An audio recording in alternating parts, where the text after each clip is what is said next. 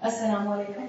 تو اللہ کا نام لے کر شروع کرتے ہیں، اور جس مقصد کے لیے ہم یہاں آئے، اللہ کرے کہ ہم یہاں سے کچھ اچھا سیکھ کر جائیں، تاکہ فوراً اپنی زندگی میں اس کو امپلیمنٹ کر کے ہم زندگی کو بھی اچھا کر سکیں اور اپنی آخرت میں بھی کچھ بہتر چیز جو ہے وہ آگے بھیج سکیں. الحمد للہ رب العالمین، والصلاة والسلام علی اشرف الانبیاء والمرسلین وعلی آلہ وصحبہ ومن استنى بسنته الى یوم الدین. اللہم اجعلنا منہم ومن الذین آمنوا وعملوا الصالحات وتواصوا بالحق وتواصوا بالصبر. آمین یا رب العالمین. ثم اما بعد فاعوذ باللہ من الشیطان الرجیم. بسم اللہ الرحمن الرحیم. رب اشرح لی صدری ویسر لی امری واحلل عقدۃ من لسانی یفقہوا قولی. رب یسر ولا تعسر وتمم بالخیر. اللہم ثبتنا عند الموت بلا الہ الا اللہ. اے ہمارے اللہ، ہمیں ہماری موت پر کلمہ لا الہ الا اللہ پر ثابت قدم رکھے. آمین یا رب العالمین. الحمدللہ ٹاپک آپ کے سامنے ہے، اور ٹاپک ایسا ہے کہ جو ہم سب کے دل کو لگتا ہے، emotional healing in the light of Quran and سنہ. اللہ تعالیٰ نے مجھے اور آپ کو اس دنیا میں بھیجا ہے، اور ایک بہت بیسک بات ہم سب کو معلوم ہے کہ ہم یہاں امتحان کے طور پر آئے ہیں، اور ہمیں یہ بھی معلوم ہے کہ ہم سب ایموشنز کے ساتھ پیدا کیے گئے ہیں. اور یہ فیکٹ ہم سب جانتے ہیں کہ چاہے ہم ہیں یا ہم سے پہلے کے انسان تھے، اور آپ پیچھے جاتے جاتے ہسٹری میں صحابہ تک چلے جائیں تو ایموشنز تو ان کے ساتھ بھی تھے. اور جو بھی جذبات کا معاملہ اللہ نے انسانی طور پر انسانوں میں رکھا ہے وہ انبیاء اور رسولوں میں بھی رہا. تو اب کس طرح سے وہ اپنے آپ کو کنٹرول کرتے تھے، کس طرح سے ان کو اللہ تعالیٰ نے وہ فہم دیا ہوا تھا کہ ایموشنز ہونے کے باوجود اور حالات اور واقعات کے اپ اینڈ ڈاؤن کے آنے کے باوجود وہ اللہ کی فرما برداری سے بھی نہیں ہلتے تھے، اور وہ اپنی دنیا کو ایک الگ اینگل سے، ایک الگ لینس سے گزارا کرتے تھے. تو آپ اور میں اسی لیے یہاں اکٹھے ہوئے ہیں کہ ہم تھوڑا سا ریفلیکشن اپنا زندگی میں کریں، اپنی زندگی کو بھی دیکھیں، رسول اللہ صلی اللہ علیہ وسلم کی باتوں سے کچھ سیکھنے کی کوشش کریں، اور قرآن کی آیات کو دیکھیں. ہمارا ایمان ہے کہ اللہ تعالیٰ نے قرآن کو ایز اے شفا نازل کیا ہے، ہدایت کے طور پہ تو نازل کیا ہی کیا ہے. قرآن کے لیے آتا ہے شفاء لما فی الصدور. قرآن جو ہے وہ دلوں کی ہیلنگ ہے، شفا ہے. قرآن کے لیے ایک بات سمجھ لیجئے کہ قرآن نہ صرف انسان کے لیے ہیلنگ ہے، نہ صرف کمیونٹی کے لیے ہیلنگ ہے، بلکہ امت کے لیے بھی شفا کے طور پر کام کر سکتا ہے. آپ کو اور مجھے مختلف طرح کی سچویشنز کا سامنا کرنا پڑتا ہے. آپ کسی بھی سچویشن کو دیکھیں تو ایک جنرلی ہمارا پرابلم یہ بن گیا ہے کہ ہم چیزوں کے ایکسٹرنل فیکٹرز کو بہت فوکس کر لیتے ہیں، اس پر بہت زیادہ جو ہے اپنا ایمفسس رکھتے ہیں، اور بہت سی چیزوں کو انٹرنلی یا روٹ کازز میں نہیں سمجھ پاتے. ہر چیز کا، ہر پرابلم کا ایک ایکسٹرنل فیکٹر ہوتا ہے اور ایک اس کا انٹرنل روٹ کاز ہوتا ہے. ایک تو ہوتا ہے کہ کسی تکلیف کو، کسی بیماری کو ایکسٹرنلی دیکھنا اور اس کو ختم کر دینا، اور ایک ہوتا ہے کہ اس کے انٹرنل روٹ کاز تک جانا اور ڈائگنوز کرنے کی کوشش کرنا کہ اچھا یہ تکلیف، یہ ایشو، یہ پرابلم ایگریویٹ کیوں ہوا تھا، یہ شروع کہاں سے ہوا تھا. سو انٹرنل ایشوز اور ایکسٹرنل ایشوز پر دونوں پر نظر رکھنی چاہیے اور دونوں کو نہیں چھوڑنا چاہیے. جنرلی اگر اس وقت ہم اپنا حال دیکھ لیں انسان ہونے کی حیثیت میں، یا ہم مسلمان ہونے کی حیثیت میں اپنی امت کا حال دیکھ لیں، یا ہم اپنی فیملی کو دیکھ لیں، اپنے فیملی سٹرکچر کو دیکھ لیں، یا سوشل سٹرکچر کو دیکھ لیں، تو آپ کو کیا لگتا ہے کہ ہمارے ایشوز وقت کے ساتھ ساتھ کیا بہت تیزی سے بڑھتے نہیں جا رہے؟ آپ اپنے آپ کو اپنی والدہ سے بھی نہ کمپیئر کیجئے. آپ اپنی زندگی کو 10 سال پہلے کی زندگی سے کمپیئر کیجئے. جو 10 سال پہلے بہت سی چیزیں آپ کے لیے ایشو نہیں ہوتی تھیں، اب وہ چیزیں بہت جلدی ایشو بن جاتی ہیں. اس کا مطلب ہے کہ ایکسٹرنل ایشوز تو بڑھ ہی رہے ہیں، تو مجھے اور آپ کو یہ دیکھنا ہے کہ انٹرنلی کیا ایشو آ رہے ہیں جس کی وجہ سے ہمارے لیے چیزیں اب آؤٹ آف کنٹرول ہوتی جا رہی ہیں. پہلے خواتین کے 6 بچے ہوتے تھے اور وہ بہت آرام سے ان کی تربیت بھی کرتی تھیں، ان کو پالتی بھی تھیں، ان کی ساری ذمہ داریوں کو بھی ادا کرتی تھیں، ساتھ ساتھ میکا اور سسرال بھی نبھاتی تھیں. اب ہمارے 2 بچے ہوتے ہیں، میکسیمم 4 ہوتے ہیں، کسی کے میرا خیال ہے بہت کم ہی ہوں گے جن کے 5 تک چلے جاتے ہیں، اور جنرلی کے 2 یا 3 بچے ہیں. 2 یا 3 بچے بھی ہم سے اب سنبھالے نہیں جاتے ہیں، اور یہ حقیقت ہے کہ اتنا چیلنجنگ ہو گیا ہے بچوں کی تربیت کرنا، بچوں کو سنبھالنا، بچوں کو انسان بنانا.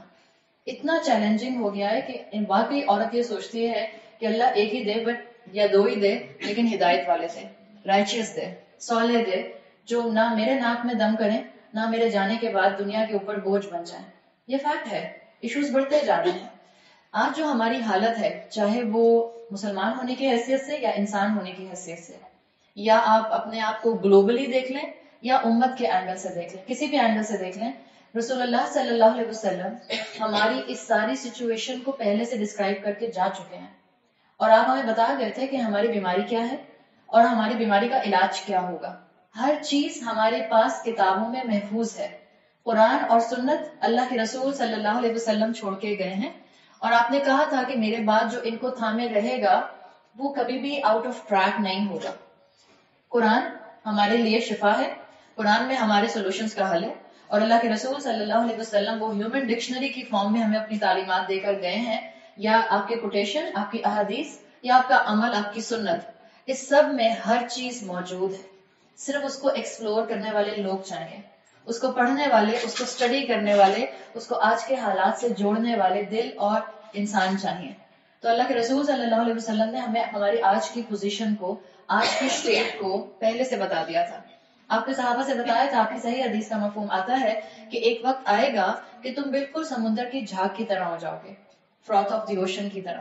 جیسے ویوز آتی جاتی ہیں سمندر میں، ہر لہر کے اوپر آپ کو ببلز نظر آتے ہیں، ایک باریک سا جھاگ ہوتا ہے، کبھی وہ جھاگ زیادہ ہوتا ہے، کبھی وہ کم ہوتا ہے، ڈیپینڈ کرتا ہے کہ سمندر کا جو اس وقت اپ اینڈ ڈاؤن چل رہا ہے ویوز کا، وہ کیسا چل رہا ہے، ہائی ٹائڈ ہے یا لو ٹائڈ ہے.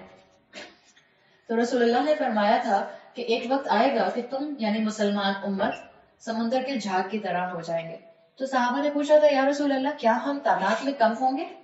تو آپ نے فرمایا تھا، نہیں، تم تعداد میں کم نہیں ہوگے، اللہ تمہارے دشمنوں کے دلوں سے تمہارا خوف نکال دے گا اور تمہارے دلوں میں اللہ وہن ڈال دے گا.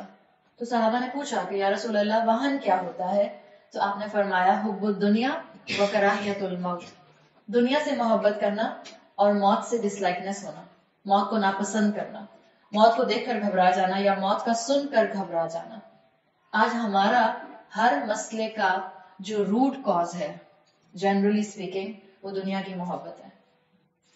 ہم ایموشنلی ہر وقت جو ڈسٹرب رہتے ہیں، ہمارا فوکس آؤٹ ہے، ہمارا تھنکنگ پیٹرن وہ نہیں ہے جو شریعت ہمیں دینا چاہتی ہے. کلمہ تو ہم نے پڑھ لیا، لا الہ الا اللہ تو کہہ دیا، زبان سے کہنا تو آسان ہے نا، لیکن اس کے تقاضے اور اس کی ذمہ داری ہم انٹرنلائز نہیں کر سکے. اور جب تک ہم میں سے ہر ایک اس کو انڈیویجولی انٹرنلائز نہیں کرے گا، آپ اور میں نہ سائیکولوجیکلی مضبوط ہو سکتے ہیں، نہ ایموشنلی مضبوط ہو سکتے ہیں، اور ٹو سم ایکسٹینٹ نہ ہم فزیکلی مضبوط ہو سکتے ہیں. اس لیے کہ قرآن میں ہر طرح کی شفا ہے. جب انسان مسلمان ہوتے ہوئے، قرآن پر ایمان رکھتے ہوئے قرآن پر عمل کرتا ہے اور رسول اللہ کی سنت کے مطابق زندگی گزارتا ہے، تو آپ فزیکلی بھی مضبوط ہوتا ہے، آپ کی صحت بھی اچھی ہوتی ہے. اللہ کے رسول صلی اللہ علیہ وسلم نے جو ڈائٹ پلان دیا ہے، اب سب ڈائٹیشن وہی آلموسٹ ڈائٹ پلان دے رہے ہیں. ذرا ڈیسائفر تو کیجیے سارے ڈائٹ پلانس کو، آپ کو اندازہ ہو جائے گا. اب سارے ڈائٹ پلانس والے وہ جو کریش کورسز آپ کے سارے وہ کریش ڈائٹس آتی تھیں، اب آہستہ آہستہ کہا جا رہا ہے کہ ایک لائف سٹائل اپنائیے. یہ 14 دن کی ڈائٹ، یہ 20 دن کی ڈائٹ، یہ 1 مہینے کی ڈائٹ، یہ آپ کو وقتی طور پر فائدہ دے گی، بعد میں یہ آپ کے لیے جو ہے پرابلم کریٹ کر دے گی. اس کے بہت سے سائیڈ ایفیکٹس ہو جائیں گے. پروٹین ڈائٹ پر ایک ٹائم آیا تھا 5-6 سال پہلے، ہر کوئی ایٹکنس پر آ گیا تھا، اور اس کے پھر الگ ایشوز شروع ہو گئے. کسی کو کڈنی پرابلم ہو گیا یا کسی کا لیور پرابلم ہو گیا، اس لیے کہ ہائی ڈوز آف پروٹین آپ کے اندر جا رہی ہے. اللہ کے رسول نے کہا بیلنس ڈائٹ کھاؤ، اتنی کھاؤ کہ پیٹ میں جگہ رکھ کے کھاؤ، قناعت کے ساتھ کھاؤ، اور سب چیز کھاؤ جو اللہ نے حلال کی ہے. تو اگر ہم اللہ کے رسول صلی اللہ علیہ وسلم کی سنتوں کو اپنائیں گے تو جسمانی صحت بھی ملے گی انشاءاللہ. ایمان تو رکھیے، ایکسٹرنل فیکٹرز بہت سے ہیں. آج ہم مسلمانوں کا جو حال ہے، ابھی ہم پیلسٹائن کا جو دیکھ رہے ہیں معاملہ، یا جو بھی ایشوز آپ کو برما اور سیریا میں نظر آ رہے ہیں، مسلمان سب جگہ پر اس وقت جس طرح سے پس رہے ہیں، اس کی بہت سی ریزنز ہو سکتی ہیں، اور آپ مجھے بہت سے لاجکس دے سکتی ہیں کہ مسلمانوں کے اوپر سینکشنز بہت ہیں، اور مسلمانوں کے پاس ریسورسز نہیں ہیں، اور مسلمانوں کی یوتھ جو ہے وہ سب کریم نکل کے باہر چلی جاتی ہے. These are all external arguments. میں کہوں گی ان سب کو ایک طرف رکھ دیجیے، چاہے آپ کی پولیٹیکل آرگیومنٹس ہیں یا وہ آرگیومنٹس ہیں جو میں نے آپ کے سامنے گنوائے ہیں، ان سب کو ایک طرف رکھیے. ایک انٹرنل آرگیومنٹ جو ہم سب کو انڈیویجولی سمجھنے کی ضرورت ہے، وہ یہ ہے کہ آپ اور میں دنیا کی محبت کا شکار ہیں. جب تک میں اور آپ اس کو نہیں مانیں گے، آپ اور میں اپنی اصلاح کا قدم نہیں اٹھا سکتے، آپ اور میں ایموشنلی مضبوط نہیں ہو سکتے. دنیا کی محبت ہمارے اندر انگرینڈ ہو چکی ہے. ہم آؤٹر سورس کو بہت فوکس میں رکھتے ہیں. ایک معمولی سی بات آپ کی گفتگو سے پتہ چل جاتا ہے کہ آپ کتنا ایکسٹرنل ایشوز کو میگنیفائی کرتے ہیں اور کتنا انٹرنل ایشوز کے لیے فکر مند رہتے ہیں. بیماری آتی ہے, آئے دن وائرل انفیکشن جو ہے وہ سامنے آتے رہتے ہیں. انسان بیماری میں دیکھتا ہے کہ اب تو ایک تو یہ ڈاکٹرز کی ریس بھی بڑی الگ سی ہو گئی ہے نا, کس ڈاکٹر کو دکھانا ہے اور کس ہاسپٹل میں دکھانا ہے, اور کس ڈاکٹر کو جو جتنا بڑا ڈاکٹر ہے اس کی اپوائنٹمنٹ آپ کو اتنے مہینوں کے بعد اور ہفتوں کے بعد ملتی ہے. یہ سارے فیکٹرز اتنے زیادہ جو ہیں وہ انہینسڈ ہو گئے ہیں کہ آپ اور میں بیماری میں اسی پر فوکس کرتے ہیں کہ کس ڈاکٹر کو سلیکٹ کریں, اس کا ٹریٹمنٹ کیا ہونا چاہیے, پھر ہم گوگل پہ سرچ کرنا شروع کر دیتے ہیں, پھر ہم میڈیکیشن دیکھتے ہیں کہ جو ایک نے دی ہے وہ صحیح دی ہے کہ نہیں دی ہے. یہ سارے فیکٹرز اپنی جگہ ہیں احتیاط کرنے کے, لیکن یہ اتنے میگنیفائڈ ہو جاتے ہیں کہ at the end of the day ہم یہ بھول ہی جاتے ہیں کہ شفا دینے والا کون تھا, وہ تو اللہ تھا. اور زبانوں سے اکثر عام گفتگو میں یہی نکل رہا ہوتا ہے کہ الحمدللہ فلاں ہاسپٹل کے ڈاکٹرز بہت اچھے ہیں, یا فلاں ڈاکٹر صاحب فلاں اسپیشلسٹ جو ہیں وہ بہت اچھے ہیں, وہ اپنی جگہ اچھے ہیں. لیکن سب سے پہلے زبان سے یہ کلیم نکلنا تو چاہیے کہ شفا ملی کس سے. یہ سارے ریسورسز ہیں, اسلام ریسورسز کو اپنانے سے منع نہیں کرتا, مینز تو آپ نے اور میں نے اڈاپٹ کرنے ہیں, لیکن یہ سارے اسباب جس نے دیے ہیں جو مینز میں افیکٹونیس لا سکتا ہے اس کو نہیں بھولیے. اگر میرا بچہ بہت کامیابی سے آگے پڑھائی اور اسٹڈیز میں بڑھ رہا ہے, اگر آپ کا بیٹا, اگر آپ کی بیٹی, اگر آپ کے ہسبینڈ, آپ کے بھائی جو ہیں وہ کارپوریٹ لیڈر پہ بہت تیزی سے آگے بڑھتے جا رہے ہیں, تو ان کا آئی کیو لیول اور ان کی انٹیلیجنس اپنی جگہ پر ہے. ان کو آگے بڑھانے والی ذات کون ہے؟ اللہ ہے. اس کو تو نہ بھولیں ہم, اس کو تو ہم ذہن میں رکھیں. تو internal factor, internal issue, internal root cause اس وقت ہماری ایموشنل ڈسٹربنس کا وہ صرف دنیا کی محبت ہے. اور اگر ہم اس چیز کو سمجھ جائیں تو ہم اپنے بہت سے ایشوز کو ریزالو کرنے کی طاقت رکھتے ہیں. میں یہ نہیں کہوں گی کہ خدا نخواستہ اگر آپ کی ایموشنل اسٹیٹ بہت ڈسٹرب ہے اور آپ کو کسی سائیکائٹرسٹ کے پاس جانے کی ضرورت پڑ رہی ہے تو آپ مت جائیں, مگر میں یہ ضرور ریکمینڈ کروں گی. ہم میں سے تو ہر دوسری عورت اس وقت یہ سمجھتی ہے کہ مجھے اتنا اسٹریس لیول ہے کہ اب مجھے ایک تھراپی کے لیے کسی سائیکائٹرسٹ کے پاس جانے کی اور تھراپیز لینے کی ضرورت ہے, اس لیے کہ ایک ہائپ کریٹ ہو گئی ہے. بچوں کو لے کے ہم بھاگتے ہیں, ہم خواتین خود جانا چاہتے ہیں. کبھی سوچیں تو اس کی وجہ کیا ہے؟ ہم ڈھونڈتے ہیں ایک انسان جو سکون سے بیٹھ کے ہماری بات سن سکے. آپ کی جو میڈیکل ٹریٹمنٹ ہو رہی ہوتی ہے, جو میڈیکیشن ہو رہی ہوتی ہے, اس کو ایک طرف کر دیجئے. آپ کی ڈاکٹر آپ سے یہ کہتے ہیں کہ آپ کی میڈیکیشن بھی آپ پر امپیکٹ نہیں کرے گی جب تک کہ آپ مجھ سے اپنی بات کو ڈسکس نہیں کریں گی, اور جب تک کہ میں آپ کی بات کا آپ کو ایک پازیٹیو سولوشن نہیں بتا سکوں گی. So this is all about therapy, and your therapy is much important than your medication. آپ جتنا اندر سے اپنی پرابلم کو باہر ڈسکس کرتے ہیں اپنی سائیکائٹرسٹ کے ساتھ, اتنا وہ آپ دیکھیں, آپ جاتے ہیں, اگر آپ میں سے کوئی گیا ہوگا تو وہ سنتی زیادہ ہے اور بولتی کم ہے. کیوں؟ اس لیے کہ ان کو پتا ہے کہ ہم عورتوں کا اس وقت مین ایشو کیا ہے. ہمارے اندر بہت سے ایشوز ہیں جس کو ہم وقت کے ساتھ ساتھ دباتے رہتے ہیں, اور پھر ہمیں اپنا کتھارسس کرنے کے لیے کوئی سامنے والا ایسا چاہیے ہوتا ہے جو کہ ہمیں کان ایسا دے اپنا, جو خاموشی سے بیٹھ کے ہماری بات کو سنتا رہے. شاید آپ کی دوا بھی آپ پر اسی وقت اثر کرتی ہے جب آپ پازیٹیو تھنکنگ کے ساتھ دوائی کھانا شروع کرتے ہیں. It's a fact. آپ کسی بھی النس کے ساتھ اس کو اٹیچ کر لیجیے. آپ اس ایمان کے ساتھ دوا کھائیں گی کہ اللہ مجھے صحت دے گا, آپ کو صحت ملنی شروع ہو جائے گی. آپ اس ایمان کے ساتھ دوا کھائیں گی کہ صحت دینی ہوگی تو میرا رب دے گا, نہیں ہوگی, آزمائش ہوگی تو میرا رب جو ہے وہ مجھے اس آزمائش سے نکال دے گا. اللہ آپ کے لیے اس بیماری کو نکلنا, اس پیسج میں سے نکلنا آسان بنا دے گا. بٹ اٹس اے فیکٹ کہ اس کو مانے کہ دنیا کی محبت ہمارے دلوں میں بہت زیادہ آ گئی ہے, اور اللہ تعالیٰ نے مجھے اور آپ کو اس دنیا میں بھیجا ہے, اور اللہ نے بار بار یہ جو قرآن شفا کے طور پر بھیجا ہے, اس قرآن میں جنت کا ایک ڈسکرپشن بار بار آتا ہے, وَلَا خَوْفٌ عَلَيْهِمْ وَلَا هُمْ يَحْزَنُونَ. اس جنت میں نہ کسی کو خوف ہوگا اور نہ کوئی غمزدہ ہوگا. یہ دو وہ فیکٹرز ہیں, یہ دو وہ ایموشنز ہیں, فیئر اور جس کو آپ ڈپریشن کہہ لیں, اینگزائٹی کہہ لیں, سیڈنس کہہ لیں, اسٹریس کہہ لیں, جو بھی کہہ لیں, یحزنون, حزن جو ہے. یہ دو ایسے ایموشنز ہیں جو ہماری ساری ایموشنل اور سائیکولوجیکل ایشوز کا مین روٹ کاز بنتا ہے. آپ کا فیئر پہلا فیکٹر ہوتا ہے, مستقبل کا ڈر, کبھی اولاد کے آگے نہ بڑھنے کا ڈر, کبھی اولاد کی نافرمانی کا ڈر, کبھی اپنے بہن بھائیوں سے الگ ہو جانے کا ڈر, کبھی دین میں آگے بڑھتے ہوئے دوستوں کے چھوٹ جانے کا ڈر, کبھی دین میں آگے بڑھتے ہوئے شوہر کی محبت کم ہو جانے کا ڈر. یہ سارے فیئر ہوتے ہیں جو ملٹی پلائی ہوتے جاتے ہیں اور پھر اس کے بعد یہ حزن کی شکل اختیار کر لیتے ہیں. پھر آپ کے لیے جو ہے یہ اینگزائٹی, اسٹریس, سیڈنس اور ڈپریشن بن جاتے ہیں.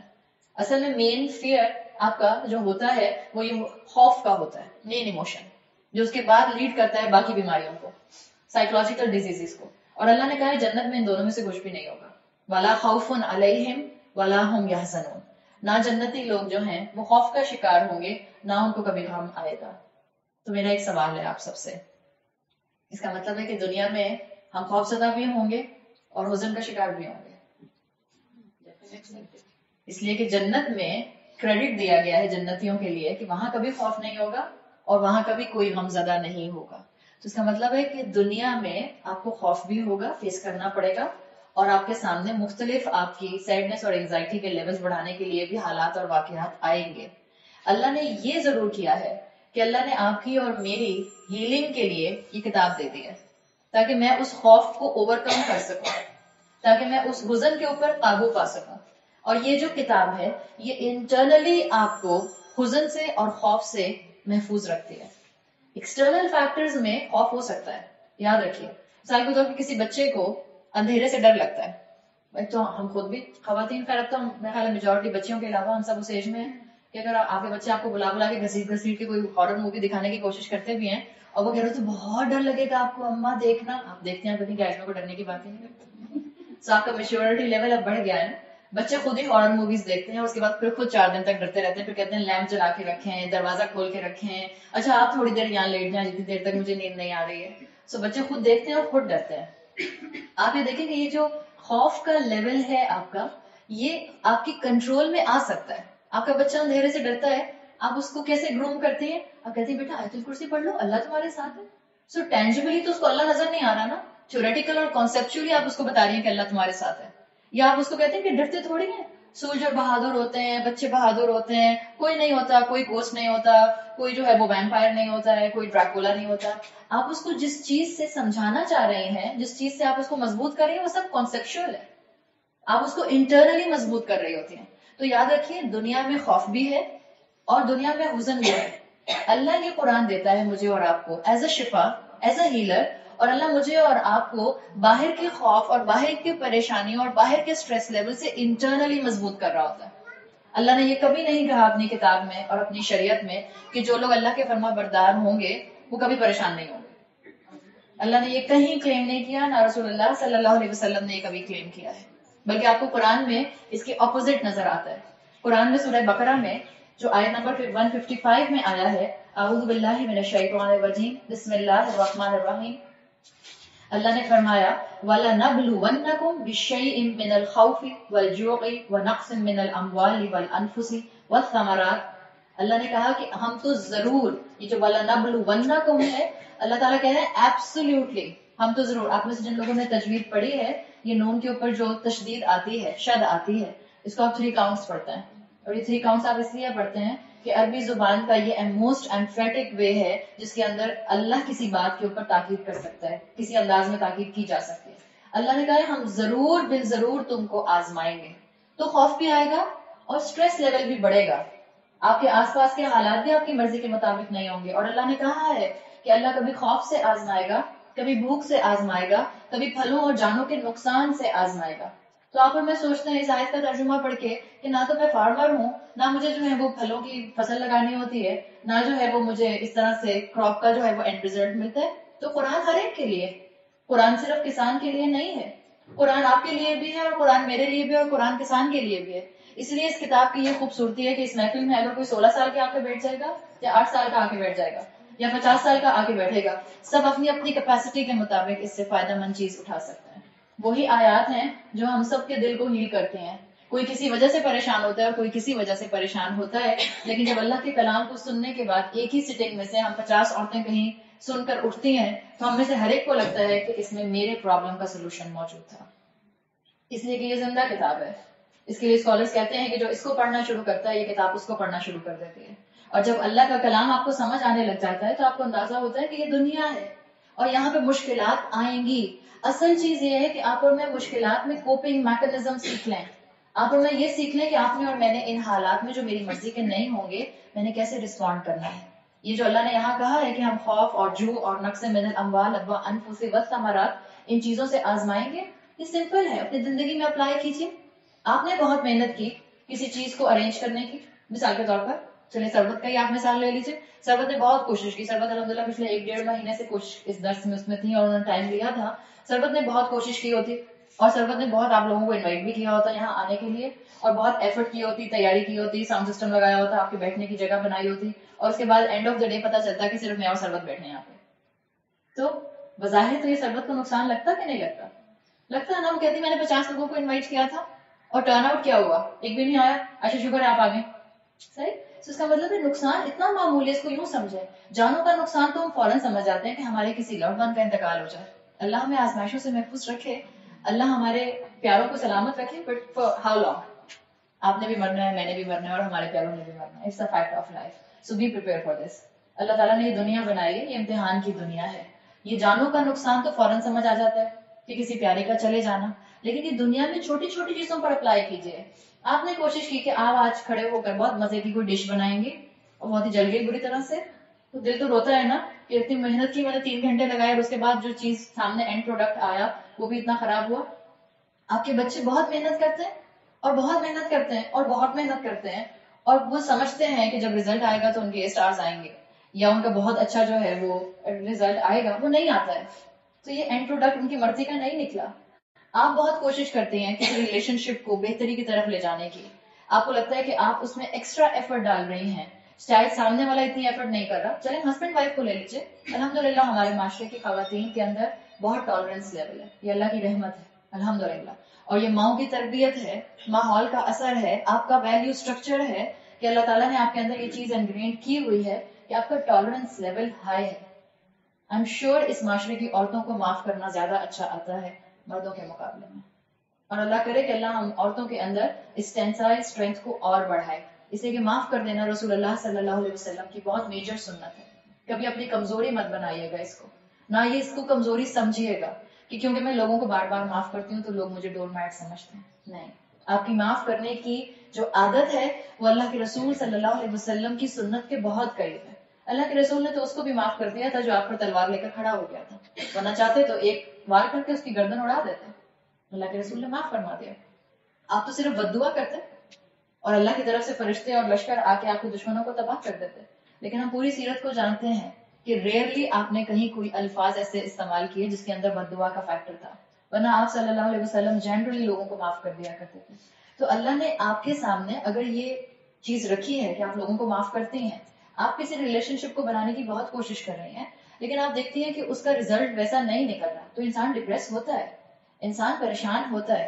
हम गोश्त पोस्ट के बने हुए इंसान हैं, रोबोट्स तो नहीं है, चिप्स तो नहीं लगी हमारे अंदर कि गुस्से की चिप निकाल के बाहर रख दी, परेशानी की चिप बाहर निकाल के रख दी, इंसान है, जब कोशिश करते हैं, मेहनत करते हैं, एंड रिजल्ट वैसा नहीं निकलता तो परेशानी होती है, रोना आता है, आंसू निकलते हैं, इसीलिए अल्लाह ने कहा वबश्शिर साबिरीन, जो इन सारे नुकसानात के ऊपर सब्र करेगा, अल्लाह कह रहे हैं उनको खुशखबरी दे दीजिए, ग्लैड टाइडिंग दे दीजिए, जो सब्र करने वाले हैं।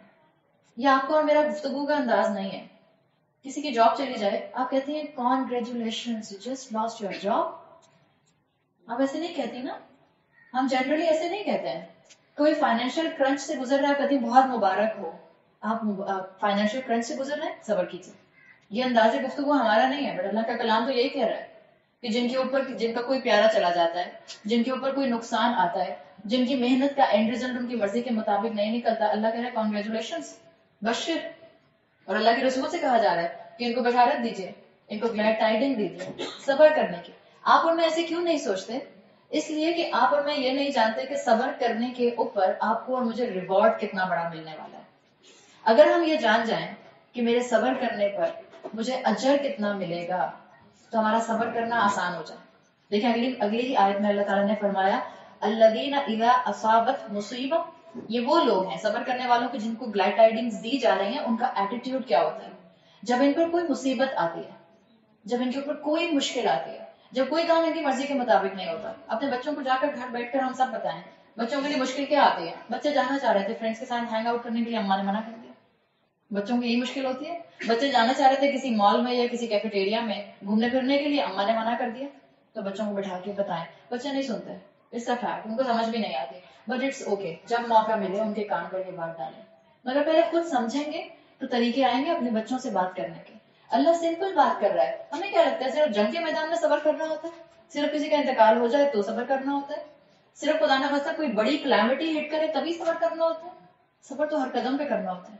क्या टेम्पटेशंस पर सब्र नहीं करना होता? बहुत दिल चाह रहा है किसी काम का मगर अल्लाह की शरीयत उसकी इजाजत नहीं देती, तो जब रोकेंगे तो सब्र ही तो किया। सब्र तो कदम कदम पर करना पड़ रहा है, कैसे छोड़ सकता है? नहीं छोड़ सकता है। تو اللہ نے کہا الذین اذا اصابتهم مصیبہ، جب یہ وہ لوگ ہیں جب ان کے اوپر کوئی مصیبت آتی ہے قالوا انا للہ وانا الیہ راجعون. تو یہ سمپل ایک سٹیٹمنٹ کہتے ہیں کہ یقیناً ہمارا دل ہم بھی اللہ سے تعلق رکھتے ہیں اور ہماری ہر چیز جو ہے وہ اللہ سے کنیکٹڈ ہے اور ہم اللہ کی طرف پلٹنے والے ہیں. کہنے کو یہ صرف ایک سٹیٹمنٹ ہے انا للہ وانا الیہ راجعون، but it's a whole mindset, it's a whole response, it's a whole paradigm. اگر آپ اس کو سمجھیں انا للہ، اگر آپ سمجھ جائیں اور انٹرنلائز کر لیں تو آپ زندگی میں پریشان ضرور ہوں گی لیکن وہ پریشانی آپ کو غم زدہ نہیں کرے گی. وقتی پریشانی ہوگی، آپ فوراً آپ کا دل اندر سے آپ کو آواز دے گا میرا رب مجھے اس مشکل سے نکالے گا. فوراً اندر سے آواز آئے گی. کب؟ جب آپ نے قرآن کو اپنا ہیلر بنایا ہوگا، جب آپ نے انا للہ کو انٹرنلائز کیا ہوگا. انا للہ کا مطلب یہ ہے کہ میری ہر چیز اللہ کی دی ہوئی ہے، میں خود اللہ کی امانت ہوں. میری آنکھیں، میری جوانی، میری صحت، میری اولاد، میرے بچے، میرا گھر، میری بلانگنگز، ایوری تھنگ بلانگس ٹو اللہ. ہر چیز اللہ سے تعلق رکھتی ہے، ہر چیز اللہ کی امانت ہے. تو اگر امانت دینے والے نے امانت لے لی تو پھر رونا دھونا کیسا؟ مگر ہم تو یہی کرتے ہیں. جب اللہ اپنی کوئی چیز جو اللہ نے ہمیں دی ہوتی ہے نعمت کی شکل میں واپس لیتا ہے، ہماری زبانوں سے نکلتا ہے دس از ناٹ فیئر، بہت آرام سے نکل جاتا ہے. حالانکہ اگر آپ اس کو اپنی زندگی سے ریلیٹ کریں، آپ کے پاس آپ کی ایک بہن، آپ کی کوئی دوست، کوئی کزن اپنی کار جو ہے امانت کے طور پہ رکھ کے جاتی ہیں اور وہ آپ سے کہتی ہیں کہ آپ میری کار جو ہے وہ اپنے گراج میں کھڑی کر لیں، میں 6 مہینے کے بعد آپ سے لے لوں گی. صحیح؟ اور آپ کی ان کی انڈرسٹینڈنگ یہی ہے کہ آپ ان کی کار جو ہے وہ رکھیں گی اپنے پاس، ضرورت کے وقت ڈرائیو بھی کر لیں گی، بٹ جب وہ آئیں گے آپ ان کو واپس کر دیں گی. بٹ 6 مہینے کے بعد جب آپ کی فرینڈ واپس آتی ہے اور وہ آپ سے ڈیمانڈ کرتی ہے کہ مجھے میری کار واپس کر دو، تو آپ کہتی ہیں لو دس از ناٹ فیئر. کیا ہم اللہ کی نعمت کے ساتھ یہی نہیں کرتے؟ جب ہماری ذرا سی کسی بات کے اوپر اپنے کسی گھر والے سے لڑائی ہوتی ہے، چاہے بھائی بہن ہو، چاہے ماں باپ ہوں، اللہ نہ کرے کہ ماں باپ سے لڑائیاں ہوتی ہوں مگر ہوتی ہیں ہمارے معاشرے میں. کسی بھی پیارے سے، شوہر سے، اولاد سے، بیٹوں سے آپ کی لڑائیاں ہو جاتی ہیں، بیٹیوں سے ہو جاتی ہیں. تو کبھی کبھی انسان شاید زبان سے نہیں بولتا ہے بٹ دل میں سوچتا ہے اللہ this is not fair, why me, میرے ساتھ ہی ایسا کیوں ہوتا ہے. آپ کے بچے، آپ اپنے بچوں کو سونے کا نوالا بھی کھلا دیں، اور خاص طور پہ آج کل کے بچے، تو پھر بھی وہ آپ سے کبھی سیٹسفائی ویسا نہیں ہوتا ہے. اور جب وہ آپس میں بیٹھ کر ڈسکشنز کر رہے ہوتے ہیں تو کبھی سنا کرے، کہتے ہیں بھائی می میرے ہی امی ابا ایسے کیوں ہیں، اتنے کنزرویٹو. اس کے بعد اپنا خیال آتا ہے یا اللہ اگر میں کنزرویٹو ہوں تو میرے اما ابا نے جیسے مجھے پالا ہے ہم تو غاروں میں ہی رہتے تھے. It's a fact. کوئی خوش نہیں ہے اس وقت. آپ اپنے بچوں کو دنیا کی نعمتیں دے رہے ہیں بٹ آپ کے بچے سیٹسفائیڈ نہیں ہیں. آپ اور میں دنیا رکھتے ہیں ہاتھوں کے اندر لیکن ہم سیٹسفائیڈ نہیں ہیں، ہمارے اندر قناعت نہیں ہے، ہم کانٹینٹ نہیں ہیں. ہمیں اپنی دنیا کم لگتی ہے، ہمیں لگتی ہے اور مل جائے. اور سورہ تکاثر ہمارے اوپر بالکل فٹ آتے ہیں. الہاکم التکاثر، اور زیادہ سے زیادہ کی طلب نے تم کو دھوکے میں ڈالا ہوا ہے. یہ دنیا کی محبت نہیں ہے تو اور کیا ہے؟ ہم اپنی نعمتوں کو اللہ کی نعمت نہیں سمجھتے، ہم سمجھتے ہیں کہ یہ میری چیز ہے، اتھارٹی ہے کہ مجھے مل جائے. اس لیے جب اللہ لیتا ہے تو ہم شور مچاتے ہیں. حالانکہ یہ ایک فریز اگر انٹرنلائز کر لیا جائے تو جو چلا جائے گا اللہ کے راستے میں اصل میں وہی اللہ کی امانت تھی جو اللہ نے واپس لے لی. اور اللہ یہ میرا آپ کا مائنڈ سیٹ بنانا چاہتا ہے. جو اس طرح سے مشکل میں صبر کرے گا، اللہ نے اس کے لیے جو اجر بتایا ہے، اللہ نے اجر بتایا ہے اولئک علیہم صلوات من ربہم، اللہ نے ان کے لیے خاص اپنی طرف سے رحمت کا معاملہ ورحمت واولئک هم المہتدون، بلیسنگز ہیں ان کے لیے، رحمت ہے ان کے لیے، اور ان کے لیے اللہ تعالیٰ نے مرسی رکھا ہے. یہ 3 اللہ نے انعام بتائے، مرسی، بلیسنگ اینڈ گائیڈنس. اب یہ بتائیں کیا ان تینوں کو آپ کوانٹیفائی کر سکتے ہیں کہ یہ اتنی کوانٹٹی کی ہے؟ میں کہوں یہ $10 بلین کی رحمت ہوتی ہے اللہ کی. ہم کر سکتے ہیں؟ اللہ کی دی ہوئی ہدایت کی نعمت کے اوپر آپ کوئی کوانٹٹی یا کوئی ویلیو پٹ کر سکتے ہیں؟ نہیں کر سکتے. جو صبر کرتا ہے، اور صبر ہر معاملے میں دیکھ لیجیے، آپ کی میڈ نہیں آئی صبر کرنا پڑتا ہے. ہاں چوائس نہیں ہے، لیکن بعض اوقات ہم شور اتنا مچا لیتے ہیں، پہلے تو ہم 10 جملے سنا دیتے ہیں، یا تو فون کر کے یا دوسری میڈ کو، یا اکیلے میں اگر ہوں تو خود ہی بولتے رہتے ہیں، یا اگر شام میں ہسبینڈ واپس آتے ہیں تو ان کو سنا دیتے ہیں، بیچاروں کو سنانا ہے کسی کو. اس کے بعد کہتے ہیں بس اب تو میں صبر کر رہی ہوں. صبر کیا جاتا ہے، بہترین صبر وہ ہے جو اول درجے پہ جب آپ کو پرابلم نے ہٹ کیا تو آپ نے صبر کیا. دوسرا یہ کہ یہ آپ جو بولتی ہیں میڈ تو نہیں آئی بیچاری, میڈ کو تو کوئی نقصان نہیں ہوا, آپ نے اپنا بی پی ہائی کر لیا, آپ نے اپنی ایڈرینلن پمپ کر لی, اس کے بعد آپ کو کوئی فزیکل ڈیزیز آئے گی, پھر آپ کہیں گے کہ لو بیماری بھی مجھ پر حملہ کرتی ہے اور ماسی بھی میری چلی جاتی ہے. اپنے آپ کو سیکھیے کہ آپ ہیں کون, اپنے آپ کے بارے میں جانیے, اپنے جسم کے بارے میں جانیے, اپنے ذہن اور اپنے ایموشنز کے بارے میں جانیے. آپ اپنی بیماریوں کا آدھا علاج خود کر سکتے ہیں. اللہ نے آپ کو جو کتاب دی ہے اس میں ہر اینگل سے شفا ہے. اللہ نے کہا جو صبر کرنے والے ہوتے ہیں ان کے لیے وہ ریوارڈ ہے جو کبھی بھی آپ کوانٹٹی کے ساتھ نہیں بتا سکتے, لیکن کیونکہ ہمیں نظر نہیں آتا تو ہمیں لگتا ہے کہ پتہ نہیں کس نے دیکھا ریوارڈ اور کس کو نظر آتا ہے. اگر میں آپ سے یہ کہہ دوں کہ آپ اپنی ماسی کے آنے پہ صبر کریں گی تو آپ کو $100 بلین ملیں گے. $100 بلین, اور ڈالر ابھی کہاں چلا گیا؟ 108 یا 109 پہ چلا گیا. آپ سوچیں جب آپ اپنی مشکل سے بھی مشکل کے اوپر کوئی ویلیو لگا لیجیے.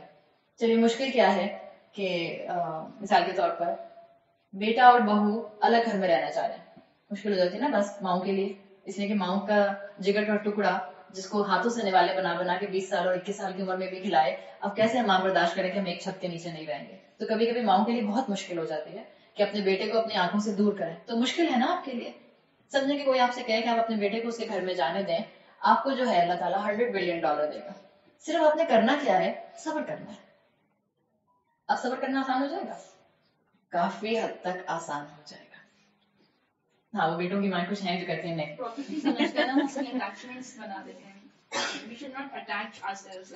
ہاں اتنا ایموشنلی اٹیچ نہ ہو.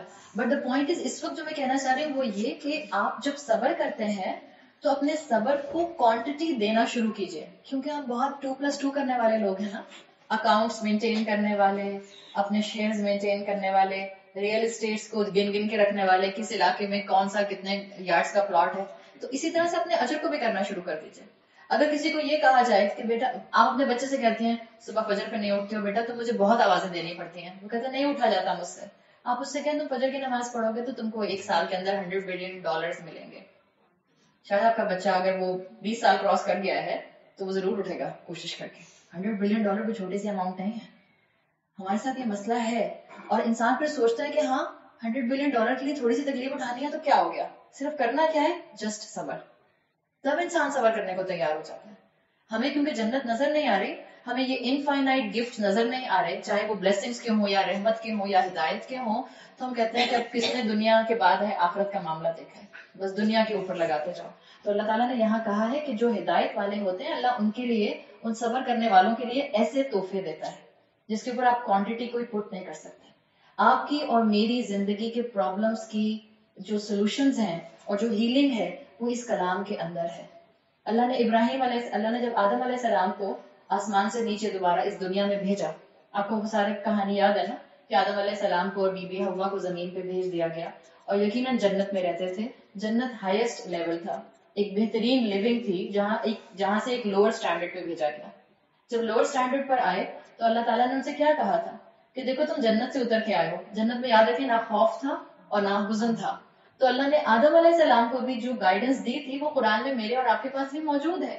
اللہ نے کہا تھا کہ دیکھو جب تمہارے پاس میری طرف سے کوئی ہدایت آئے گی, فمن تبع ہدایا, تو جو میری طرف سے آئی ہوئی ہدایت کو فالو کرے گا, فلا خوف علیہم ولا هم یحزنون. تو اس دنیا میں بھی یہ تصویر کریٹ ہو سکتی ہے کہ نہ ان کو کوئی خوف ہوگا اور نہ وہ غم زدہ ہوں گے. یاد رکھیے جب یہ جملہ آپ قرآن میں پڑھیں تو اس کا ہرگز یہ مطلب نہیں کہ آپ کی زندگی میں کوئی مشکل نہیں آئے گی. اس کا مطلب کیا ہے کہ باہر کی مشکل کو انٹرنل مضبوطی سے آپ ہینڈل کر سکیں گے. آپ کا دل مضبوط ہوگا, آپ کے اعصاب, آپ کے نروز مضبوط ہوں گے, آپ چیزوں کو ہینڈل کر لیں گے, چھوٹی چھوٹی باتوں پر آپ کا نروس بریک ڈاؤن نہیں ہو جائے گا. یہی چیز اللہ نے یہاں سکھائی ہے. اگر آپ اس چیز کو سمجھ جائیں گی اور قرآن کے سامنے آ کر بیٹھیں گی, قرآن سے اپنے پرابلمس کا سولوشن تلاش کریں گی, آپ کو اپنے ریلیشن شپس کو بھی بہتر کرنا آ جائے گا. آج زیادہ تر ہم ایموشنلی ڈسٹرب, اور خاص طور پہ ہمارے اسٹریٹا کی جو عورتیں ہیں, ہمارے یہ ایشو نہیں ہوتے کہ ہمارے بچے کل کیا کھائیں گے, یا ہمارے بچے جو ہیں وہ اسکول کی فیس ہم کیسے پے کریں گے, یا ہمارے یہ ایشوز نہیں ہوتے ہیں کہ ہمارے لیے جو ہے وہ مثال کے طور پر کل گھر کی چھت جو ہے وہ کیسی ہوگی. الحمدللہ اللہ تعالیٰ نے اس چیز سے ہمیں بچا کے رکھا ہے. ہمارے کیا ایشوز ہوتے ہیں, زیادہ تر ہمارے ریلیشن شپس ہمیں مینٹلی ڈسٹرب کر رہے ہوتے ہیں. ہماری ایموشنل ڈسٹربنس کا تعلق ہمارے ریلیشن شپس کے ساتھ زیادہ ہے, اولاد ہو, شوہر ہو, میکا ہو, سسرال ہو یا دوست ہو. انہی کی وجہ سے, انہی کے ساتھ تعلق کی وجہ سے ہم ایموشنلی ڈسٹرب ہو رہے ہوتے ہیں, because of so many false dependencies. اس لیے کہ ہم بہت طرح سے چاہتے ہیں کہ یہ ہمارے مطابق ہم سے معاملہ کریں, لیکن وہ اپنے مطابق معاملہ کرتے ہیں. یاد رکھیے ہماری emotional healing relationship point of view سے بھی بہتر ہو سکتی ہے یا ہو سکتی ہے صرف اس کتاب سے جڑنے کی وجہ سے. یہ کتاب آپ کو انٹرنلی مضبوط کرے گی. زیادہ تر آپ میں سے جتنی بھی شادی شدہ خواتین ہیں, آپ کو یہ کانسیپٹ اپنے معاشرے میں فلوٹ ہوتا ہوا ملتا ہے, اور ینگ بچیاں بھی اس چیز کو سمجھنے لگ گئے ہیں کہ ایک عرصے سے ہمارے ہاں جو مائنڈ سیٹ ڈیولپ کر دیا گیا ہے وہ یہ مائیں بیٹیوں کو منع کر رہی ہوتی ہے, یہ کام نہیں کرنا, یہ کام نہیں کرنا, یہ کام نہیں کرنا شادی کے بعد کرنا, یا یہ کام یہاں نہیں کرنا شوہر کے سامنے کرنا, یا یہ کام ایسے نہیں کرنا شوہر کے سامنے کرنا, یا یہ کپڑے ایسے نہیں پہننے شوہر کے سامنے کرنا. So many things together. اس طرح کی بہت سی چیزیں ہوتی ہیں ہمارے معاشرے میں. ایک جنرل جو ٹینڈنسی بن گئی ہے وہ یہ بن گئی ہے کہ عورتیں خوش ہوتی ہیں یا ان کی زندگی مکمل ہوتی ہے یا وہ اصل ہیپینس کی طرف جاتی ہیں جب ان کی شادی ہو جاتی ہے. اسی لیے آپ کو ایک ہائپ نظر آتی ہے کہ جیسے ہی بچی 24 سال 25 سال کراس کرتی ہے, مائیں بوکھلانا شروع کر دیتی ہیں کہ میری بیٹی کی شادی نہیں ہو رہی, میری بیٹی کی شادی نہیں ہو رہی, میری بیٹی کی شادی نہیں ہو رہی. وہ ایک الگ ٹاپک ہے شادی نہ ہونے کا فیکٹر.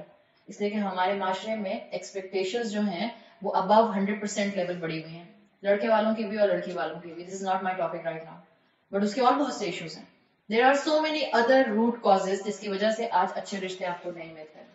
اس لیے کہ آپ نے اور میں نے اپنا اسٹینڈرڈ اتنا اونچا کر لیا ہے کہ ہمارے لیے اخلاق ایک طرف, ہمارے لیے دین ایک طرف, میجورٹی لوگوں کے لیے, اکثریت کی بات کر رہی ہوں میں, اور ہمارے لیے 6 اور 7 ڈیجٹ سیلری کاؤنٹ کرتی ہے. 24 سال کا لڑکا ہو بٹ گھر اس کا اور کمائی اس کی 50 سال کے مرد کی طرح کی ہو.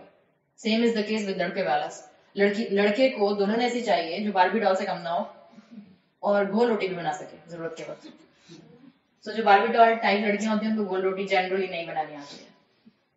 مگر یہ ہمارے ایشوز ہیں, ہماری یہ فالس ڈیپینڈنسیز ہیں. جب ہم اس مائنڈ سیٹ کے ساتھ نکاح کے کانٹریکٹ میں انٹر ہوتے ہیں تو ہم نہ چاہتے ہوئے بھی, کیونکہ یہاں تو شوہر نہیں بیٹھے نا, ہم سب عورتیں بیٹھی ہیں یا بچیاں بیٹھی ہیں, جب ہم اتنی زیادہ ڈیپینڈنسی کے ساتھ کسی ریلیشن شپ میں انٹر ہوتے ہیں فالس ایکسپیکٹیشنز کے ساتھ, تو ہم سامنے والے کو سمجھتے ہیں کہ یہ کبھی بھی میری مرضی کے خلاف بات نہیں کر سکتا. حالانکہ وہ اللہ کا بندہ ایک انسان ہے, اور انسان خطا کا پتلا ہوتا ہے. ہم اپنے لیے کہتے ہیں نا ہم غلطیاں کرتے ہیں اس لیے کہ ہم انسان ہیں. تو کیا آپ اپنے شوہر کو انسان سمجھتی ہیں؟ سمجھتی ہیں؟ آپ لوگوں کا سر کا نہ ہلنا کچھ شک کا شکار کر رہا ہے. اگر آپ ان کو انسان نہیں سمجھتی تو کس پلانٹ کی مخلوق سمجھتی ہیں؟ دیکھیں انسان ہے, اسی دنیا میں رہنے والے. جیسے آپ ہومو سیپینس کی کیٹیگری میں آتی ہیں ایسے وہ بھی ہومو سیپینس کی کیٹیگری میں آتے ہیں. جیسے آپ اور میں غلطیاں کرتے ہیں ایسے وہ بھی غلطیاں کرتے ہیں. جیسے آپ میں اور مجھ میں ویکنیسز ہیں ایسے ان میں بھی ویکنیسز ہیں. اور آپ قرآن سن رہے ہیں اس وقت, اب آپ یہ ایکسپیکٹ نہیں کریں گے کہ آپ جا کے ان کو پڑھانا شروع کر دیں. آپ کو چاہیے میری غلطیوں کو معاف کر دیا کریں. نہیں, آپ سن رہے ہیں تو آپ کو چاہیے کہ آپ ان کی ویکنیسز کو معاف کر دیا کریں, اس لیے کہ آپ ان کو سمجھتے ہیں کہ وہ انسان ہے. دیکھیے کوئی زندگی میں ایسا ریلیشن شپ نہیں ہے جو آپ کو مکمل کر سکتا ہے, جو آپ کے ہر پرابلم کو فکس کر سکتا ہے, جو آپ کو سیو کر سکتا ہے. وہ ایک ہی ہستی ہے جس کو ہم نے کہا لا الہ الا اللہ, اللہ ہے صرف. لوگوں کے ساتھ فالس ایکسپیکٹیشنز کو مت اٹیچ کیجیے. جب بچے ٹین ایج میں ہوتے ہیں تو میجورٹی بچے یہ ایکسپیکٹیشنز اپنی فرینڈس کے ساتھ رکھتے ہیں. میرا فرینڈ وہ تو مجھے کبھی بٹرے کر ہی نہیں سکتا, میرے فرینڈس وہ تو کبھی مجھے دھوکہ دے ہی نہیں سکتے ہیں, یا وہ کبھی مجھے نیگلیکٹ کر ہی نہیں سکتے ہیں. اور جب فرینڈس اس طرح سے نہیں رسپونڈ کرتے جیسے کہ آپ کا بچہ چاہ رہا ہوتا ہے تو آلموسٹ آدھے سوسائڈ کرنے کی طرف چلے جاتے ہیں. یہ ہوتا ہے کہ نہیں ہوتا؟ یہ کیوں ہوتا ہے؟ جب آپ شادی شدہ زندگی میں انٹر ہو جاتے ہیں اور آپ کا شوہر آپ کی مرضی کے مطابق آپ سے محبت نہیں کرتے, یا جس طرح سے آپ چاہتے ہیں کہ وہ اظہار کریں وہ اس طرح اظہار نہیں کرتے, یا جس طرح سے آپ چاہتے ہیں کہ وہ آپ کی غلطیوں کو نیگلیکٹ کر دیں وہ آپ کی غلطیوں کو نیگلیکٹ نہیں کرتے, تو آپ کا آدھا نروس بریک ڈاؤن ہو جاتا ہے. جب آپ اور بڑی عمر پر جاتی ہیں اور آپ چاہتی ہیں کہ آپ نے اپنے بچے اتنی محبت سے پالے ہیں اور وہ بچے آپ کی نافرمانی کرتے ہیں, یا وہ بچے آپ کو وہ مقام نہیں دے پاتے جو آپ سمجھتی ہیں کہ آپ ڈیزرو کرتی ہیں, تو بھی آپ جو ہیں اس موقع کے اوپر آدھے بلڈ پریشر کا شکار ہو جاتی ہیں. ہماری آدھی بیماریاں اسی وجہ سے ہیں. ہمارا بی پی ڈائٹ اپنی جگہ پرابلمٹک ہے, مگر یہ ہمارے انٹرنل فیکٹرز بہت امپورٹنٹ ہیں. ہم لوگوں کے اوپر بہت ڈیپینڈنٹ ہونے لگ گئے ہیں, اسی لیے ہم ایموشنلی ڈسٹربڈ ہیں. یاد رکھیے no human being can fix you, can save you, can complete you. ایک اللہ کی ہستی ہے جو آپ کو مکمل کر سکتی ہے, جو آپ کو ایک باعمل انسان بنا سکتی ہے, جو آپ کے سارے پرابلمس کا سلوشن نکال سکتی ہے. ایون ایٹ ٹائمز پیرنٹس بھی آپ کی ایکسپیکٹیشنز پر پورے نہیں اترتے ہیں. میں بچوں کو بھی یہی کہتی ہوں، میں اپنے بچوں کو بھی یہی کہتی ہوں کہ کبھی بھی یہ ایکسپیکٹ نہ کریں کہ جیسا ہم چاہیں گے ہمارے ماں باپ بالکل ویسے ہی ہمارے ساتھ جو ہے وہ رویہ رکھیں گے. It's not possible. کیا ماں باپ سے غلطیاں ہو سکتی ہیں؟ ماں باپ سے بھی غلطیاں ہو سکتی ہیں. آپ بینگ اے ڈاٹر اس بات کو یاد رکھیے کہ آپ کے ماں باپ سے بھی کوئی غلطی ہوئی ہوگی، لیکن ماں باپ کی غلطی کو ان کے منہ کے اوپر جا کے ایٹ دیئر فیس نہیں کہا جاتا کہ یہ آپ نے ہمیں نہیں بتایا یا یہ آپ کی غلطی تھی. ایک سمجھدار، ریسپیکٹڈ، ایک سلجھی ہوئی مسلمان عورت سے آپ یہ ایکسپیکٹ نہیں کر سکتے کہ اس کے ماں باپ کی غلطی ہوئی ہوگی، اب اپنے ماں باپ کی غلطی کو اس کے منہ کے اوپر جا کے ان کے کہے گی ایٹ دیئر فیس کہ آپ نے یہ چیز مجھے نہیں سکھائی، جبکہ یہ دین کی بات تھی. بعمل مسلمان عورتیں تو ایسے نہیں کر سکتی ہیں. میں آپ کو سمجھانا یہ چاہ رہی ہوں کہ دنیا میں کوئی رشتہ ایسا نہیں ہے جو آپ کی ایکسپیکٹیشن پر ڈیٹو پورا اتر جائے جیسا آپ چاہتے ہیں. If you really want to become emotionally enriched, then آپ کو اپنی ساری ڈیپینڈنسی اللہ کے اوپر لے کر جانی ہوگی. آج ہم لوگوں کے اوپر اپنی چیزوں کو، توکل کو بڑھا دیتے ہیں اور اللہ سے کم کر دیتے ہیں، اس لیے ہم بات بات پہ روتے ہیں. اس لیے جو ہمیں ٹیڑھی نظر سے دیکھتا ہے اس کا ایک ٹیڑھی نظر سے دیکھنا ہمارا سارا دن سپوائل کر دیتا ہے. جب ہمارے بچے ہماری بات نہیں مانتے ہیں ہم سارا دن روتے ہیں. پہلے خود اپنے بچوں کو ہم باہر پڑھنے بھیجتے ہیں، اس کے بعد جب وہ وہیں سیٹل ہونے کی باتیں کرتے ہیں تو مائیں روتی رہتی ہیں، بھائی میرا بچہ خراب ہو گیا اور واپس نہیں آ رہا. So there are so many factors. اس کو سمجھیں. آپ دیکھیں دو لوگ ہیں، ایک انسان ہے، ایک گیدرنگ میں دو لوگ ہیں، ایک بلینئر ہے اور ایک بیگر ہے. ایک بیگر بلینئر سے کافی کچھ ڈیمانڈ کر سکتا ہے، لیکن ایک بلینئر کو ایک بیگر سے کچھ چاہیے ہوتا ہے. آپ امیجن کریں کہ آپ سڑک پہ جا رہی ہیں اور بہت گرمی ہے اور آپ سگنل پہ کھڑی ہوتی ہیں، آپ کا گلا خشک ہو رہا ہے، آپ کو پیاس لگ رہی ہے، سگنل پہ کھڑے ہوئے آپ دیکھتی ہیں کہ ایک عورت آتی ہے بھیک مانگتے ہوئے اور آپ کے شیشے کے پاس آتی ہے گاڑی کے اور اس کے ہاتھ میں پانی کی بوتل ہے. کبھی بھی ہم شاید ایسا نہیں کریں گے کہ ہمیں بہت پیاس بھی لگ رہی ہو تو ہم اپنا شیشہ نیچے کر کے اس بھکاری خاتون سے کہیں گے اپنی پانی کی بوتل دینا پلیز، میں پانی پی لوں.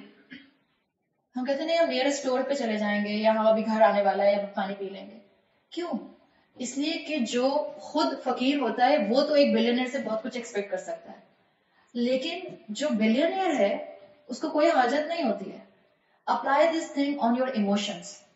جو ایموشنلی انریچڈ ہوتا ہے وہ لوگوں سے پریز، لو، ریسپیکٹ، اپروول نہیں مانگتا پھرتا. جو ایموشنلی بینکرپٹ ہوتا ہے، جس کا اللہ کے ساتھ کنیکشن مضبوط نہیں ہوتا، جس کا دل مضبوط نہیں ہوتا، وہ لوگوں کے اوپر نظریں جما کے بیٹھتا ہے. وہ لوگوں سے ایکسپیکٹ کرتا ہے کہ لوگ مجھ سے محبت کریں گے، لوگ میری ریسپیکٹ کریں گے، لوگ مجھے اپروول دیں گے. یہ ہمارے بچوں کے اندر جو فیس بک لائک ٹینڈنسی بڑھتی جا رہی ہے، یا یہ جو انسٹاگرام پہ بچے پوسٹ کرتے ہیں اس پر کتنے کمنٹس اور کتنی لائکس آئیں، بچے بار بار دیکھ رہے ہوتے ہیں پوسٹ کھول کے. جتنے بچے بیٹھے ہیں کچھ کم ہی نظر آ رہے ہیں مجھے بچے، مگر جو بچے انسٹاگرام یا فیس بک پر یا اسنیپ چیٹ پر اپنی تصویریں لگاتے ہیں اس کے بعد وہ کھول کر کیوں دیکھتے ہیں اس کو؟ کتنے لائکس ملے، کتنے کمنٹس آئے. Is this emotional dependency? Yes, this is emotional dependency. آپ نے ایک تصویر بہت اپنی طرف سے ارمان سے کھینچ کے لگائی، اللہ ہمیں ہدایت دے ہم اپنی تصویریں نہ لگائیں. ہمارے بچوں کو بھی ہدایت دے اللہ تعالیٰ، اور اللہ ان کو ہدایت پہ قائم رکھے. بہت کسی بچی نے بہت ہی اپنے بہت سمجھ لے چارم کے ساتھ ایک تصویر لگائی اور اس کو لگ رہا تھا اس کی ساری فرینڈز اس کو لائک کریں گے اور سوچ رہے دن میں لگاتے ہوئے پوسٹ کرتے ہوئے کہ 100 لائکس تو مل جائیں گی 1 گھنٹے میں. پھر ٹائم بھی نوٹ کرتے ہیں 3 گھنٹے میں کتنی لائکس ملی. اچھا 3 گھنٹے میں اتنی لائکس ملی، اس کا مطلب میری اس فرینڈ نے اپنی وہ تصویر لگائی تھی اس کو تو 6 دن میں بھی اتنی لائکس نہیں ملی جتنے مجھے 3 آورس میں مل گئی. دس از ایموشنل ڈیپینڈنسی. آپ اس کو بار بار کھول کے کیوں دیکھ رہے ہیں؟ اس کا مطلب آپ کو لوگوں کا اپروول چاہیے. لوگوں کا اپروول اگر مجھے خوش کرے گا تو لوگ اگر آج مجھے خوش کر سکتے ہیں تو یاد رکھیے کل وہ مجھے رلا بھی سکتے ہیں. اور اگر آپ لوگوں کے اپروول پر رہیں گی تو لوگ آپ کو 99% رلائیں گے اور 1% ہنسائیں گے. دس از اے فیکٹ آف لائف. کیوں ہم لوگوں کے پیچھے اپنی پرسنالٹیز کو، اپنی زندگی کو، اپنے اس امتحان کے دور کو ضائع کر رہے ہیں؟ لوگوں کے اپروول کی فکر مت کیجیے. آپ بہت تیار تھی، آپ سمجھ رہی تھی آپ کے ہسبینڈ آپ کی تعریف کریں گے شام میں آ کے، میں نے آپ کو مڑ کے بھی نہیں دیکھا. اب آپ کا منہ مرجھایا رہے گا. نہیں ضرورت نہیں ہے، آپ سامنے آ کے بیٹھ جائیے، آپ گلا صاف کیجیے، چلے آپ کچھ لفظ بول دیجیے. ایسا آپ کو ایموشنلی انریچڈ ہونا ہے. لوگ آپ سے اچھی وائبس جو ہیں ان کو اڈاپٹ کریں، ان کو پک کریں، ان کو ایبزارب کریں، آپ کو ضرورت نہ ہو. اور یہ صرف وہ اللہ کا بندہ کر سکتا ہے جس کا تعلق اللہ سے مضبوط ہوتا ہے. اس لیے کہ مجھے محبت، رسپیکٹ اپروول، پریز، یہ سب چیزیں اللہ دے گا. میں جانتی ہوں سب پتانے اللہ کے ہاتھ میں ہے. جو اللہ کی اطاعت میں لگ جاتا ہے اللہ اس کے کام سنوارے گا خود بخود. بندوں کی اطاعت میں لگیں گے بندے کبھی خوش نہیں ہوں گے. ہم لوگوں کو، رشتہ داروں کو خوش کرنے کے لیے کون سی رسمیں اپنے خاندانوں میں نہیں کرتے ہیں. شادی کے موقع آتے ہیں، دسمبر کا مہینہ آتا ہے تو شادیوں کا سیزن شروع ہو جاتا ہے. کتنی بڑی آزمائش ہوتی ہے شادی کے موقع پر سنت کے طریقوں کو ریوائیو کرنا. اور ہمارے جیسے خاندانوں کے اندر جہاں سنتیں آلموسٹ ختم ہیں، موجود نہیں ہیں، کتنا مشکل ہوتا ہے ان رسموں سے اپنی جان چھڑانا جو رسمیں ہمارے خاندان کا حصہ سمجھی جاتی ہیں. لیکن ہم لوگوں کے ڈر کی وجہ سے ان رسموں کو چھوڑ نہیں پاتے ہیں. ہم کہتے ہیں لوگ کیا کہیں گے. یہ لوگ کیا کہیں گے از ایکچولی ایموشنل ڈیپینڈنسی. ہم اپنے بچوں کو بھی اگر یہی سکھاتے ہیں بیٹا لوگ کیا کہیں گے، تو آپ اپنے بچوں کو بچپن سے ہی ایموشنلی ڈیپینڈنٹ بنا رہے ہیں. ان کو ایموشنلی انریچڈ کیجیے. گاڈ کانشیس ہونا چاہیے، پیپل کانشیس نہیں ہونا چاہیے. جس کو یہ فکر ہوتی ہے کہ میری زندگی اللہ کی فرما برداری پر گزرے وہ لوگوں کے حق بھی ادا کرتا ہے. لیکن جب لوگ اس کے ساتھ زیادتی کرتے ہیں تو اس کا نروس بریک ڈاؤن نہیں ہو جاتا. وہ اپنا کام کرتا جاتا ہے اور آگے بڑھتا جاتا ہے. اور آپ کو اور مجھے ایسی ہی اولاد اپنے سامنے جو ہے وہ چھوڑنی ہے تاکہ میرے پیچھے وہ اولاد مضبوطی کا مظاہرہ کرنے والی اولاد بنے. ان کو اللہ کا بندہ بنائیے، خود اللہ کی بندی بنیے. اپنی زندگی میں قرآن کو کھولیے. رسول اللہ صلی اللہ علیہ وسلم تو کہہ کے گئے ہیں کہ مومن کے ساتھ ہمیشہ جو کچھ بھی ہوتا ہے اچھا ہوتا ہے. عجب لامر مؤمن، مومن کا معاملہ تو عجیب ہوتا ہے. ان امرہ کلہ خیر، اس کا تو سارے کا سارا معاملہ خیر ہی پر مبنی ہوتا ہے. اب یہاں جتنے بھی ہم اس وقت خواتین اس کمرے میں بیٹھی ہیں، کیا ہم میں سے کوئی ایسا ہے جو کہے کہ میرے ساتھ تو زندگی میں کبھی کوئی برا نہیں ہوا، کبھی کچھ برا نہیں ہوا؟ کوئی بھی نہیں ہوگا نا. ہم سب کے ساتھ کوئی نہ کوئی مس ہیپ، کوئی نہ کوئی انسیڈنٹ ایسا ہوا جس نے ہمیں تکلیف پہنچائی. سبھی کے ساتھ ہوتا ہے. لیکن رسول اللہ صلی اللہ علیہ وسلم کہہ رہے ہیں کہ مومن کا ہر معاملہ خیر کا ہوتا ہے.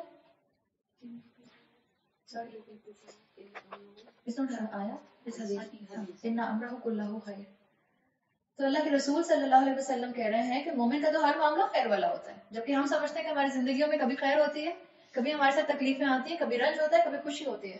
تو اللہ کے رسول یہ کیوں کہہ رہے ہیں؟ اس کا مطلب ہے نا definition of good and bad some thing different, جو دنیا کے پرسپیکٹو سے نہیں دیکھی جاتی ہے. آپ اور میں اگر اس چیز کو سمجھ جائیں گے تو ہمیں دنیا کا لینس اور قرآن کا لینس، ان دونوں کا فرق نظر آ جائے گا.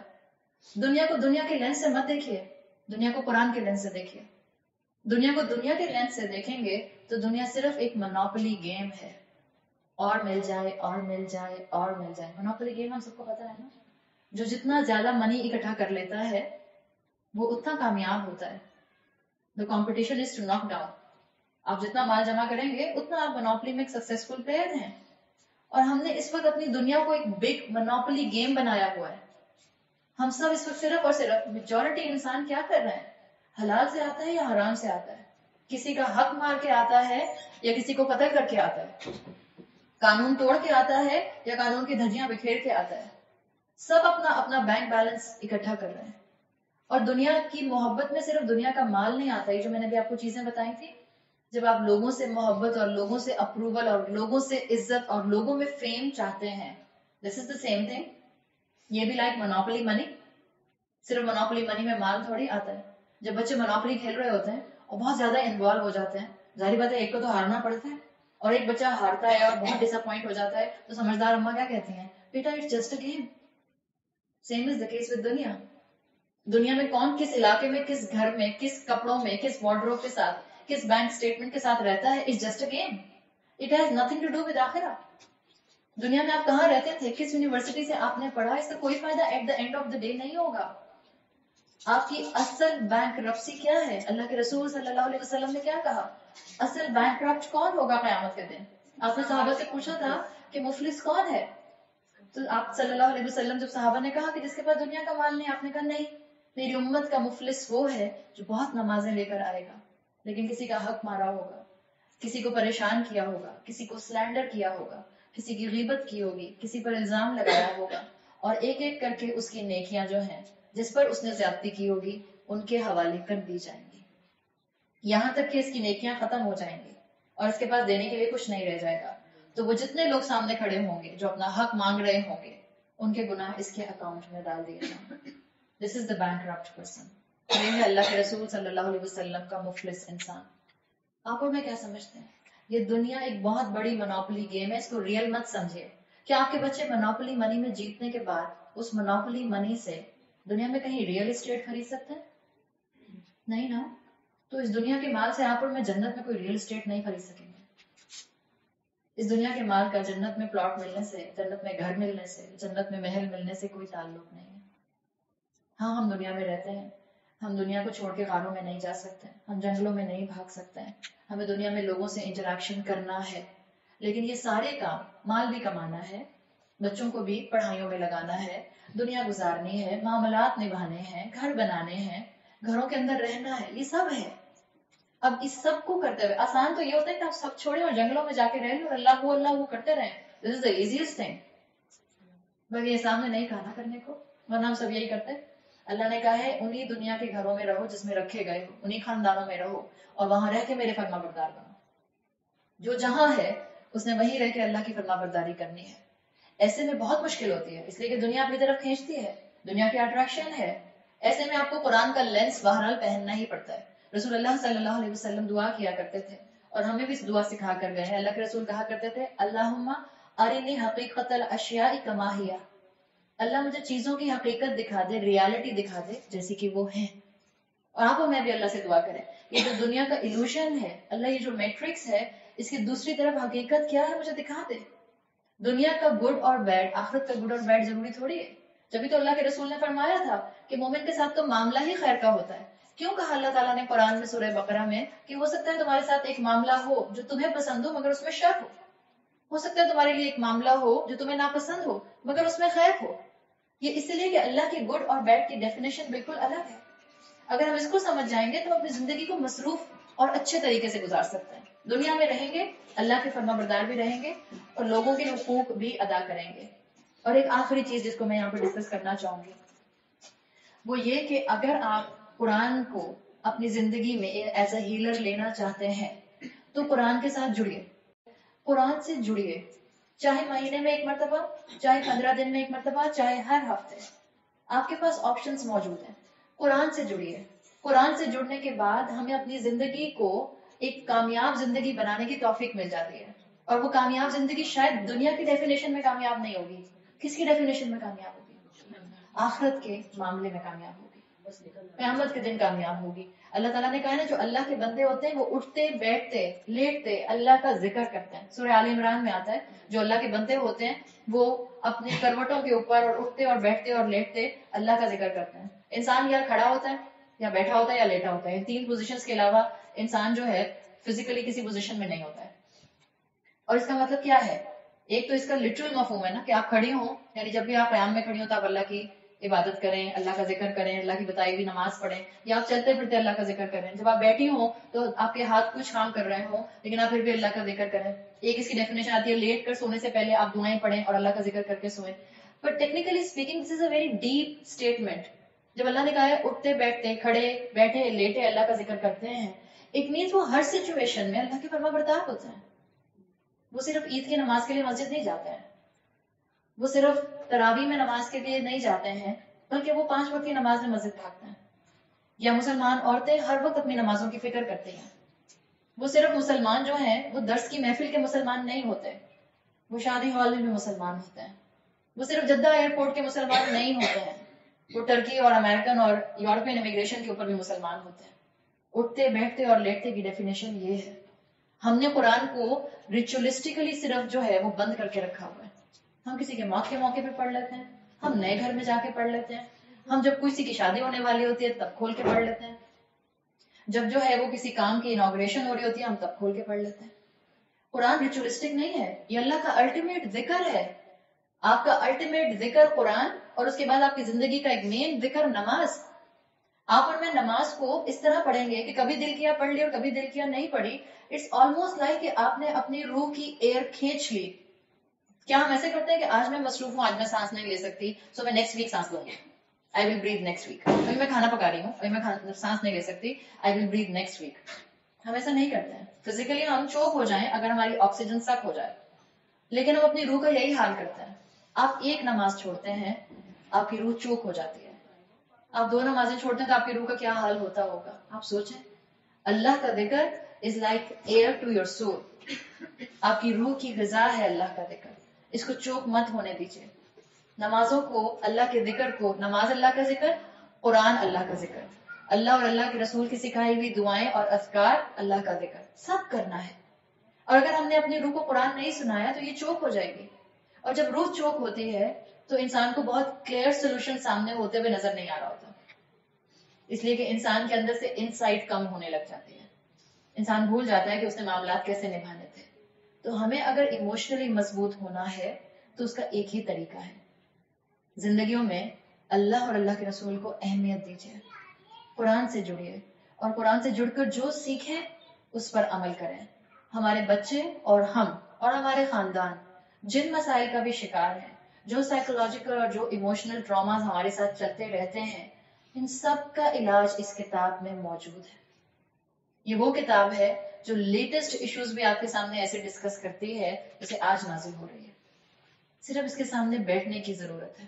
ہمارے بچوں کے آج کے جو فلسافیکل ایشوز ہیں، جو ہمارے بچے سوال کر رہے ہیں کہ آخر اسلام ہی کیوں سب سے صحیح دین ہو سکتا ہے، جو ہمارے بچے سوال کر رہے ہیں، جو ہماری یوتھ سوال کر رہی ہے کہ ہندو یا کرسچن یا جو غلط کیوں ہے ریلیجس پوائنٹ آف ویو سے، وہ ٹھیک کیوں نہیں ہو سکتا، وہ جنت میں کیوں نہیں جا سکتا، ان سب کے جواب اس میں موجود ہیں. ماں جب تک خود اپنے آپ کو علم سے اکوپڈ نہیں کرے گی، وہ اپنی اولاد کی تربیت میں اپنا رول پلے نہیں کر سکے گی. اپنے پیچھے اولادیں چھوڑ کر جائیے، اپنے پیچھے انسان چھوڑ کر جانے کی تیاری کیجیے، مشینیں چھوڑ کر جانے کی تیاری مت کیجیے.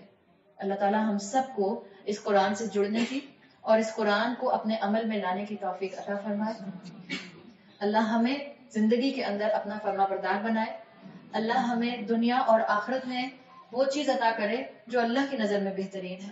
اللہ سے ہم آزمائش نہیں مانگتے، اللہ ہمارے لیے اس دنیا میں مسلمان بن کر رہنا، باعمل مسلمان بن کر رہنا آسان بنا دے. اللہ ہمیں ہمارے والدین کے لیے اور ہماری اولادوں کو ہمارے لیے بہترین صدقہ جاریہ بنا دے. بارک اللہ لی ولکم فی القرآن الحکیم ونفعنی وإیاکم بآیاتہ وذکر الحکیم. سبحانک اللہم وبحمدک نشہد ان لا الہ الا انت نستغفرک ونتوب الیک. جزاک اللہ خیرا.